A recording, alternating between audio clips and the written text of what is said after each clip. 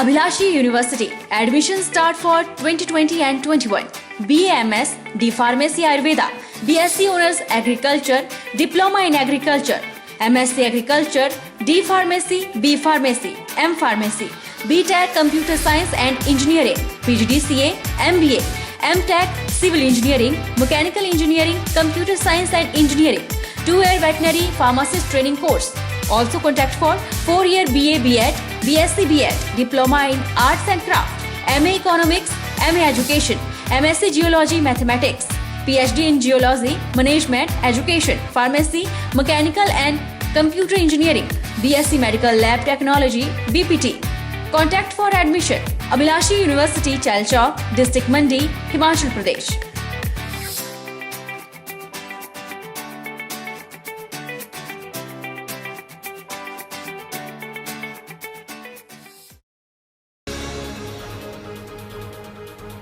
नगर परिषद डलहौजी ने पर्यटन नगरी को हरा भरा बनाने के लिए पौधारोपण अभियान शुरू किया है। इसी कड़ी में वार्ड नंबर 2 लोहाली के वन क्षेत्र में पौधारोपण किया गया। नगर परिषद डलहौजी के अध्यक्ष मनोज चड्ढा की अगुवाई में पार्षदों सहित काफी संख्या में लोगों ने देवदार के लगभग 200 पौधे लगाए। लोगों ने पौधों का पेड़ बनने तक संरक्षण करने का शपथ भी ली। और आज ये दूसरा कार्यक्रम वार्ड लोहाली में रखा, जिसके तहत आज तकरीबन 200 के करीब हमने जो है देवदार के वृक्ष जो है, और ये कड़ी जो है जैसे मैंने पिछली बार कहा था, ये तकरीबन इस महीने तक बरसातों का मौसम है 16 अगस्त तक ये चली रहेगी। और अगला कार्यक्रम भी हम इसके नाम से एक और वार्ड में रखेंगे। और उसके साथ साथ लोहाली वार्ड में जब हम लोग आए तो यहाँ पर कुछ लोगों की मांग थी कि बच्चों के खेलकूद के लिए रूपरेखा तैयार की जाए, और उसके तहत हमने कुछ जगहें भी चिन्हित की हैं, जिसके बारे में आगामी टाइम में। पर्यावरण संरक्षण समय की मांग है। इसे देखते हुए हिमाचल प्रदेश में हर वर्ष बरसात के मौसम में वृक्षारोपण कार्यक्रम का आयोजन किया जाता है। इस बार कोरोना काल में वन विभाग ने विभिन्न सामाजिक संस्थाओं सहित पंचायतों को करीब 2 लाख फलदार पौधे रोपित करने के लिए दिए हैं, जिन्हें रोपने का कार्य जारी है, जिससे पर्यावरण संरक्षित हो सके। पर्यावरण को बचाने के उद्देश्य से प्रत्येक वर्ष बरसात के मौसम में पौधारोपण कार्यक्रम का आयोजन किया जाता है। इस वर्ष भी वन विभाग सोलन द्वारा जिला में 2 लाख पौधे रोपने का लक्ष्य है, जिसे पूरा किया जा रहा है। जगह जगह वृक्षारोपण किया जा रहा है।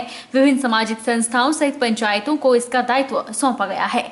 डीएफओ सोलन नीरज कुमार ने बताया कि इस बार जिला में 2 लाख पौधे लगाने का लक्ष्य निर्धारित किया गया है, और उन्होंने बताया कि फलदार पेड़ लगाने का कार्य भी जारी है। विभिन्न सामाजिक स्वयंसेवी संस्थाओं सहित पंचायतें पौधे लगाने का कार्य कर रहे हैं, और यह कार्य निरंतर जारी है। उन्होंने कहा कि इसके अलावा अनेक योजनाओं के अंतर्गत पौधे बांटने का कार्य जारी है, ताकि पर्यावरण को संरक्षित किया जा सके। और उन्होंने कहा कि बीते वर्ष रोपित किए गए लगभग 90% पौधे सुरक्षित हैं। इस वर्ष भी यानी कि हमने अभी 22 जो जुलाई है, हमारे सीएम साहब ने पीटर होप से जो इसका वन महोत्सव का शुभ आरंभ किया था। उसके बाद उन्होंने वर्चुअली सभी पूरे हिमाचल के जितने भी डिवीजन हैं उनमें वर्चुअली इंटरेक्ट किया था।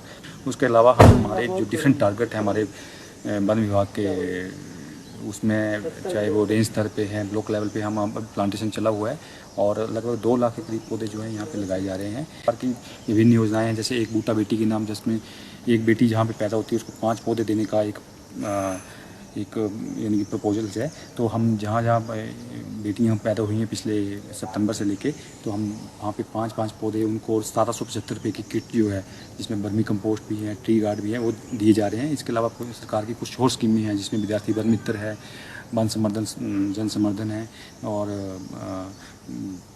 सामुदायिक वन संवर्धन है। इन योजनाओं के अंदर भी प्लांटेशन की जा रही है। देश की सबसे बड़ी भूमिगत hydro power station Nathpa Jhakri ने विद्युत उत्पादन में 17 सालों का रिकॉर्ड तोड़ा है। कोरोना के इस दौर में भी पावर स्टेशन उत्तरी भारत के 9 राज्यों को निरंतर बिजली सप्लाई करता आ रहा है। केंद्र और हिमाचल सरकार के संयुक्त उपक्रम SJVN के इस परियोजना ने गर्मी के मौसम में रिकॉर्ड बिजली तैयार कर उत्तरी भारत के राज्यों को गर्मी से राहत दिलाई। किन्नौर जिला के नाथपा और शिमला जिला के झाकड़ी के मध्य बनी देश की सबसे बड़ी भूमिगत जल विद्युत परियोजना नाथपा झाकड़ी ने विद्युत उत्पादन में नया कीर्तिमान स्थापित किया है। केंद्र और हिमाचल सरकार के संयुक्त उपक्रम SJVN के इस परियोजना का वर्ष 2003 और 4 में निर्माण के बाद अब तक के इतिहास में जुलाई महीने में सबसे अधिक बिजली उत्पादन का रिकॉर्ड बनकर पीछे सारे रिकॉर्ड ध्वस्त किए हैं। ऐसे में 1500 मेगावाट के इस पावर स्टेशन ने अपने ही पिछले सारे रिकॉर्ड को तोड़ते हुए 1213 मीटर यूनिट सर्वाधिक मासिक विद्युत उत्पादन का नया रिकॉर्ड दर्ज किया है। परियोजना प्रबंधकों का कहना है कि गर्मी के मौसम में उत्तरी भारत के राज्यों में बिजली की खपत अधिक होती है। ऐसे में परियोजना ने लक्ष्य से बढ़कर बिजली तैयार कर कोविड महामारी के दौर में उत्तरी भारत के 9 राज्यों को निरंतर बिजली आपूर्ति की है। नाथपा झाकड़ी प्रोजेक्ट देश का सबसे बड़ा भूमिगत परियोजना है। इसमें पिछले माह जुलाई में हमने पिछले 17 सालों का रिकॉर्ड तोड़ा और इसमें हमने 1213 मिलियन यूनिट जनरेशन करके एक नया कीर्तिमान स्थापित किया है। और ऐसे समय में जब देश में कोविड का महामारी चला हुआ है तो पूरे देश में बिजली की आपूर्ति करना एक SJVN का दायित्व बनता है। और हमारे पावर प्लांट में सब कार्यरत ऑफिसर्स, स्टाफ, वर्कर्स ने अपने दिन रात मेहनत करके इस पावर प्लांट को चलाए रखा। और इसमें हमारे कुशल नेतृत्व हमारे management chairman and managing director Shri Nandlal Sharma ji का विशेष योगदान रहा है। जैसे कि हम सभी लोग जानते हैं कि SJVN मुखिया श्री नंदलाल शर्मा जी ने जब से कार्यभार संभाला है, उन्होंने हमें ये ज्ञान दिया है कि रिकॉर्ड बनाएं और रिकॉर्ड बना के रिकॉर्ड तोड़ें। और यदि आप इस दिशा में निरंतर कार्य करेंगे तो एक समय ऐसा आएगा कि वर्ल्ड के मानचित्र पे SJVN दूर से पहचानी जाएगी।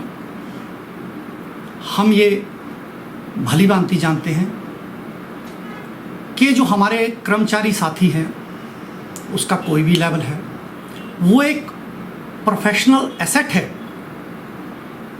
और जिसका नतीजा हम देख रहे हैं कि हम निरंतर कीर्तिमान जो हैं बनाते चले जा रहे हैं। अयोध्या में भगवान राम के मंदिर का भूमि पूजन और शिलान्यास होने से पर्यटन नगरी डलहौजी में भी आम जनमानस उत्साहित और भाव विभोर है।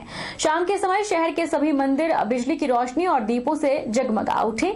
खुशी में बड़ी संख्या में शामिल होकर श्रद्धालुओं ने सुभाष चौक में सैकड़ों दिए जलाए। भजन कीर्तन और जय श्री राम के जय घोष से शहर गूंज उठा। हिंदुस्तान के इतिहास में आज का दिन स्वर्ण अक्षरों से लिखा जाएगा। माननीय प्रधानमंत्री के करकमलों द्वारा आज अयोध्या नगरी में राम जन्मभूमि शिलान्यास का आयोजन किया गया।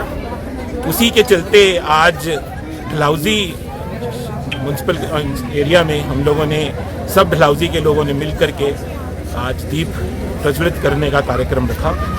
और साथ में ही हमने यहाँ पर भजन कीर्तन का कार्यक्रम भी रखा। और बढ़ चढ़ कर डलहौजी की जनता ने, खासतौर पर औरतों ने, हमारी माताओं ने, बहनों ने, छोटे बच्चों ने, बुजुर्गों ने, सबने बढ़ चढ़ कर इसमें साथ दिया। 5 अगस्त को अयोध्या में प्रधानमंत्री ने राम मंदिर के लिए भूमि पूजन किया, जिसका जश्न पूरे भारतवर्ष में मनाया गया। वहीं यह जश्न छोटी काशी में भी हर्षोल्लास के साथ मना। पूरा शहर दियों की रोशनी से जगमगा उठा। नजारा दिवाली पर्व की तरह था। भगवान राम को वनवास से छुटकारा मिला और अब वो अपने भव्य मंदिर में जाकर विराजमान होंगे। तो इसी उपलक्ष्य में हमारे मंदिर में भी हमारे हृदयवासी सेवा ट्रस्ट ने आज इस उत्सव को थोड़ा सा प्रयत्न किया है मनाने का। कोरोना की वजह से उतना उत्साह से उतनी ज़्यादा संख्या में न मना सके, लेकिन थोड़े से व्यक्ति इकट्ठे होकर हमने यहाँ पर एक दीप जलाकर भगवान राम के प्रति अपनी श्रद्धा प्रकट की है। और भगवान राम से प्रार्थना है कि स्वयं इस कार्य को अपने आप ही संपन्न करेंगे, सबको प्रेरणा देंगे। 500 सालों के लंबे इंतज़ार और 5 सदियों के संघर्ष के बाद आज ये दिन हमारे सामने प्रतिफल के रूप में आया है, जब हमारे ओजस्वी प्रधानमंत्री जी द्वारा 40 किलो की ईंट नींव में रख के प्रभु श्री राम के भव्य मंदिर की आधारशिला जो है वो स्थापित की गई। उस निर्माण कार्य को आज शुरू किया गया। अब किसी भी राम भक्त के मन में जरा सा भी संशय नहीं है कि थोड़े समय के बाद राम जी और राम जी का परिवार उस गर्भगृह में विराजमान हो जाएंगे जहां सनातन काल में प्रभु श्री राम का जन्म हुआ था। विभिन्न संस्थाओं द्वारा और उनके सहयोग द्वारा विश्व हिंदू परिषद ने जो आज मंडी में ये कार्यक्रम किया है, इसमें सबसे ज़्यादा मैं धन्यवाद करना चाहूँगा हृदयवासी सेवा संस्थाओं और उनके कार्यकर्ताओं का। बहरहाल बुलेटिन में इतना ही। आप देखते रहिए HP 24x7।